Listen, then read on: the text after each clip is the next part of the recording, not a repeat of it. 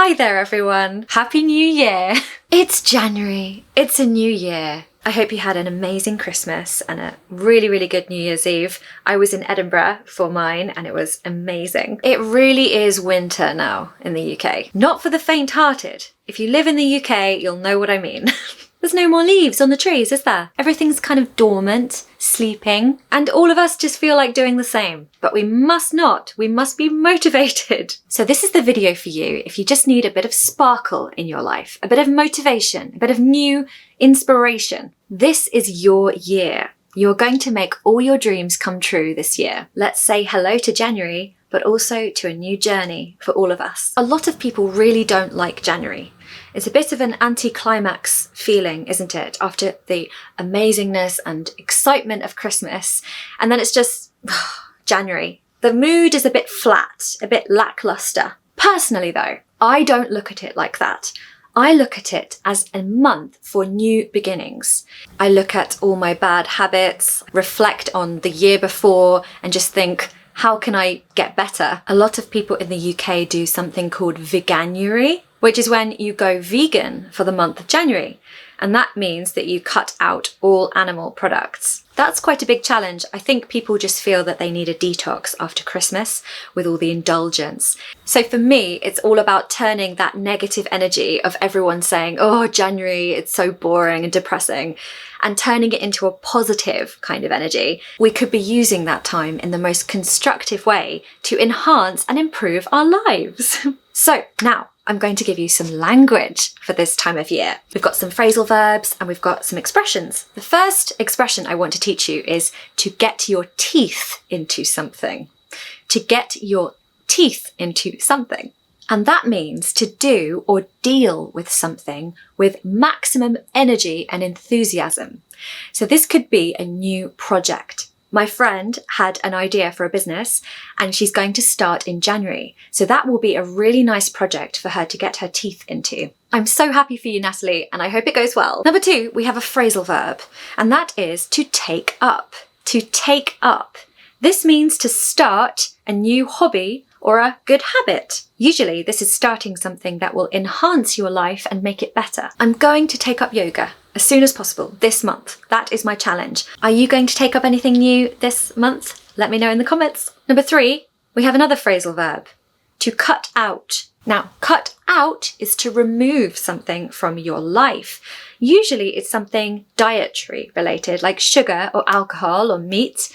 But this is to remove something that is potentially harmful for you, okay? So for the whole of this month, I'm trying to cut out sugar. But this is so difficult because I didn't even realise that carrots have sugar. And you know, if I was going to do this really properly, I'd have to give up fruit, you know. By the way, we can also say give up for the same meaning. Number 4, the last bit of language for this section is an expression, to turn over a new leaf. I love this one. This means to start fresh, to start again with something. So maybe lately you've had some really bad habits and you want to change that and start afresh as if you're a new person. You can say, I'm going to turn over a new leaf. This month, I'm going to turn over a new leaf. I'm now going to talk about some motivational practices for you. Now, this will help you in achieving any big goal that you want to achieve, but this is mainly related to learning English, okay? Because that's what my channel is about. So the first thing you need to do is work out what is your goal. What is it? Be specific, decide exactly what you'd like to achieve, write it down so you have your goal. An example of a goal could be you want to go from one level of English to a level up, obviously not a level below. You want to be native level with your English, or your goal could just be to feel more confident with your speaking, or your goal could be to tackle advanced grammar. The second thing you need to do is decide when is the deadline for this goal to be achieved. This is the most important thing, because if you give yourself boundaries, you're going to feel safer, generally more secure, and more able to get started on your journey towards the goal. Think about setting off on a journey and you don't know the destination. For me, having a destination is really important, whether that's with traveling or whether that's with my goals. Determine the exact deadline So for example, you could give yourself 6 months. So put your deadline in the summer, from now to the summer. Now that you have your goal, your specified goal, and your deadline for the goal, what you do is you work backwards. What do I need to put in my calendar so that I can go from A to B, from January to the summer, from having no goal achieved to having your goal achieved? My goal is to be more flexible by the summer. What do I need to do from now until the summer? I need to put into my schedule weekly or daily yoga sessions. Pro tip: allocate your steps to particular times. Don't just say, I'm going to do yoga or English practice every week until the summer. Allocate a specific day and a specific time. Again, this will give you a feeling of safety and security. You've given yourself those boundaries, and all you have to do is just do them. That's all you have to do. You don't have to decide on the day, should I do it at this time? Should I do it tomorrow instead? You're much less likely to put it off if you know the exact time that you're supposed to be doing it. Because what you want to do is reduce the amount of micro decisions that you make every day. This could be, what shall I have for lunch? What shall I wear? For me, when I feel a real control over my life, I have kind of got rid of all those decisions for myself. So I just wake up in the morning and I have the whole day kind of ahead of me. If you wake up in the morning and you see on your schedule that 2 p.m, oh, I have to practice English, or 2 p.m, you've given yourself a 2-hour window where you have to do a specific task in English. Try to be as specific and targeted as possible with what you actually do in that window of time. But I'm going to talk about that more in the next section. Fighting procrastination. Procrastination is the enemy, guys. We need to fight against it. I am so good at procrastinating. Let me explain what procrastinating actually means, because you might not know. So procrastination is the art, the skill, or the annoying habit of thinking about everything else that you could be doing that is not the thing you should be doing. For example, if you know you have to clean your entire home, anything so that I don't have to do the task that I know I have to do. That is procrastination. Procrastination is actually a really bad thing, and it can slow you down with everything in your life, and it can stop you from reaching your potential. It's actually a really serious bad habit, guys. So how do we fight it when it comes to learning English? My first piece of advice is to ask yourself why you're doing something. Why do you need to do it? Your why should be so powerful in your mind that it creates a kind of fuel for you, a petrol that you can inject into yourself and do what you need to do. So for learning English, why? Why do you want to learn English? Why do you need to improve? Is it that you'll get a job promotion? That's a pretty big deal. That's life-changing. Is it so that you can have more freedom, so you can escape your war-torn country, for example?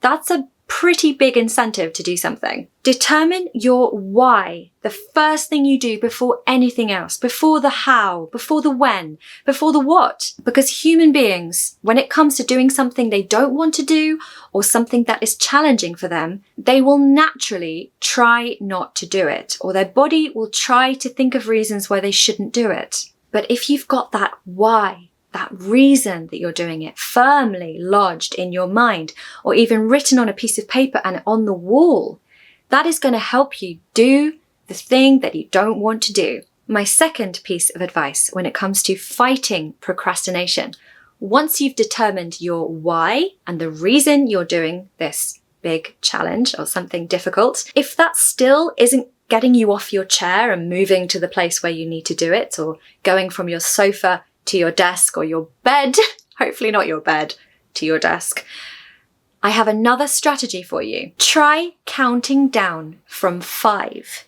5, 4, 3, well, that's really difficult, 2, 1. Launch into what you're doing. It really works, I promise you. So count down, 5, 4, 3, 2, 1, go. Launch like a rocket into whatever you're doing. This really, really helps me when it comes to cleaning. If I'm procrastinating on not doing the cleaning, this really helps. The next section, daily practices for learning English. Don't forget that everything amazing that's ever been invented or created in life, in the world, was created by lots of little steps towards it.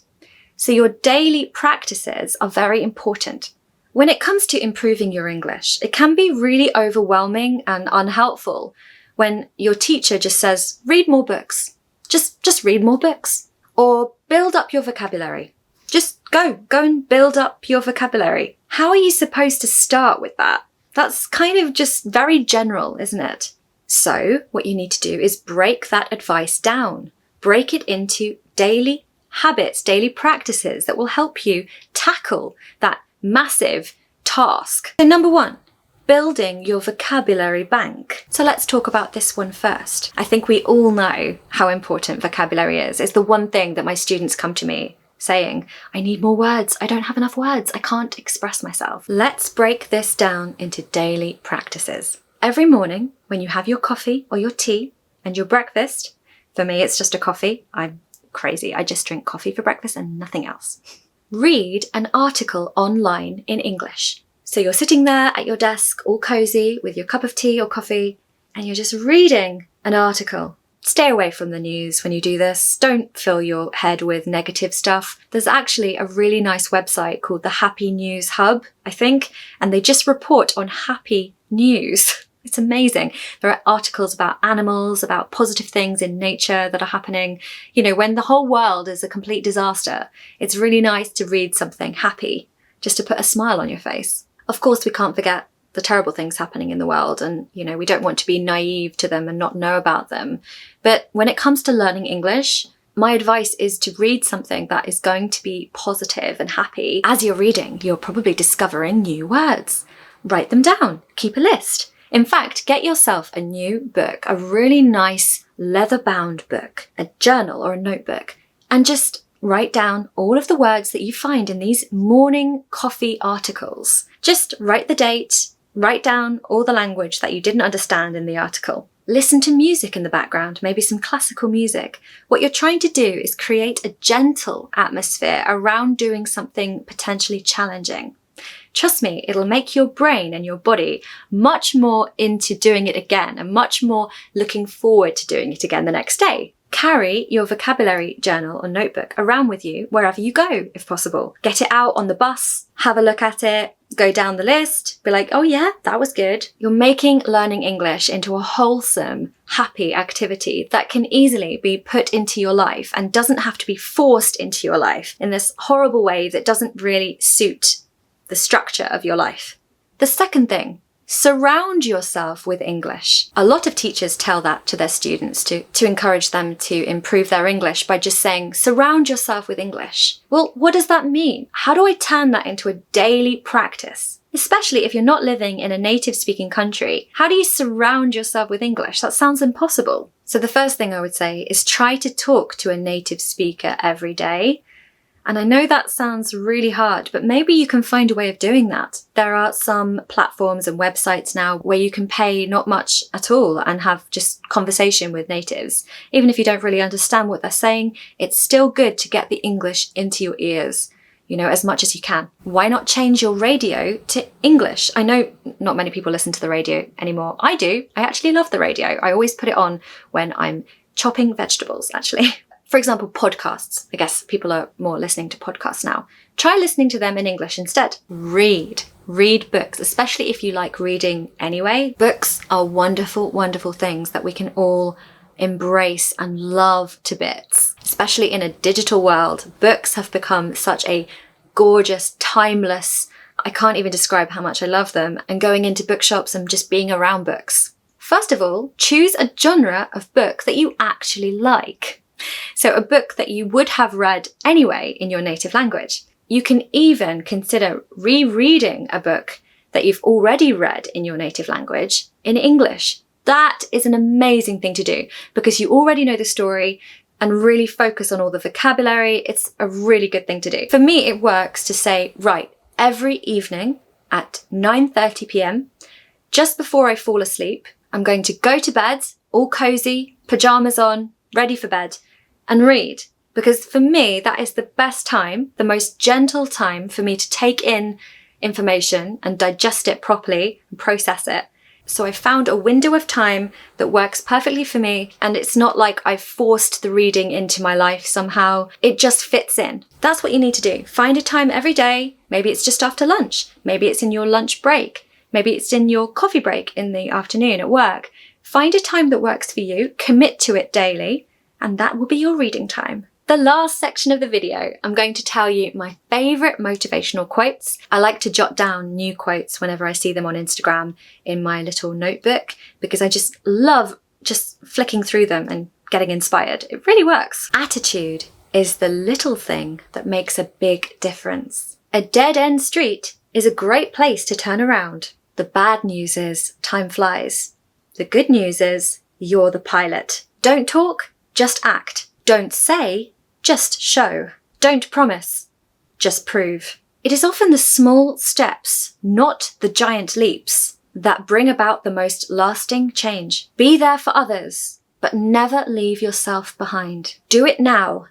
Sometimes later becomes never. If my mind can conceive it, and my heart can believe it, I can achieve it. It always seems impossible until it's done. The best way to predict your future is to create it. If you can dream it, you can do it. I never lose. Either I win or I learn. Well, I hope you liked that, guys. I put together the most motivational content I could think of. I'm wishing you all the luck with your goals, your ambitions, your desires. With good energy, positive vibes, and a positive mindset, you can do anything.